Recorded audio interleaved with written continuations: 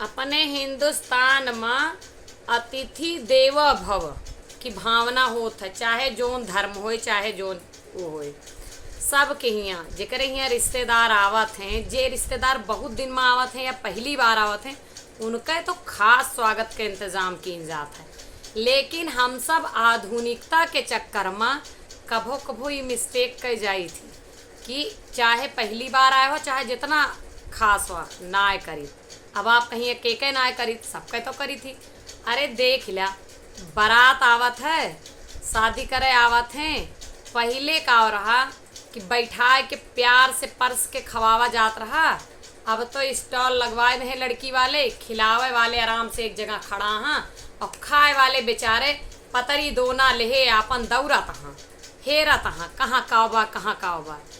आहे कि ना बात, स्वागत में बदला कि ना बदला, कमेंट